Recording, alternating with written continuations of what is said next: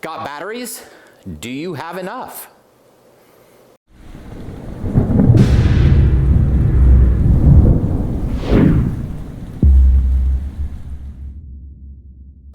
Hey, Provident Preppers.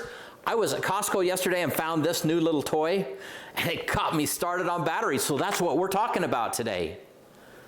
We're going to talk more about my little toy later, but let's get started and talk about batteries.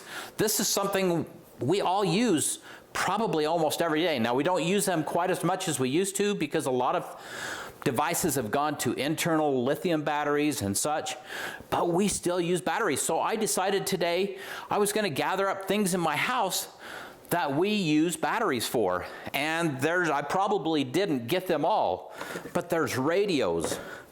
There's my fridge and freezer monitor. There's water alarms, little pair of hair clippers, the thermometer, radios, of course the remote, calculators, and of course lighting. And like I said, I'm sure there's probably more that I didn't find. It made me realize how many batteries we use on a regular basis.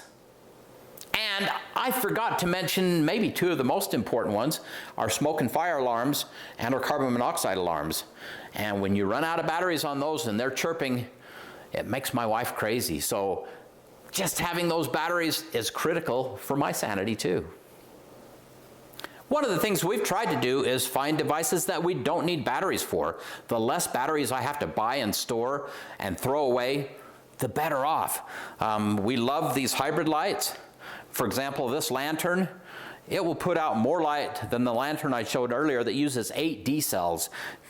What a great difference. This is my wife's favorite. This is a task light. It's got a hook on the bottom.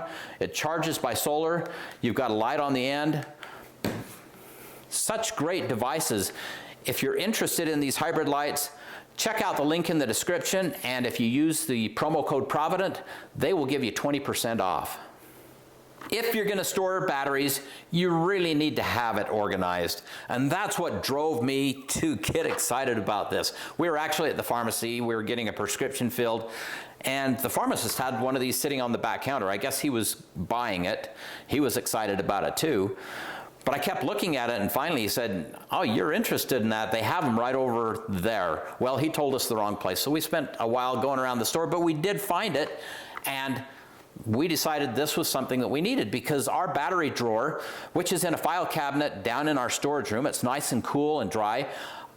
It's a great place, but the kids go down, they need a battery, so they open a package and batteries dump all over, and it was a total mess. And that's what got me excited about this. If I could put these in a case where they're not just falling all over the place, much, much better. I've used this battery Caddy.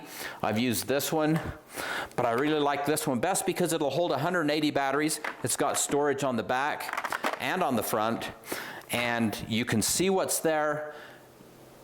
This is a dream come true. One of the things I like about the Battery Daddy, in addition to the fact that it just holds a ton of batteries, is that it has this built-in battery tester. You know how much I love to measure things, so having that right here with it, it's a win-win.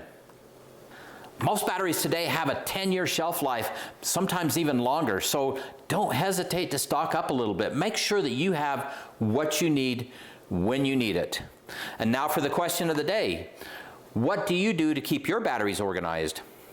Comment below. And thanks for being part of the solution.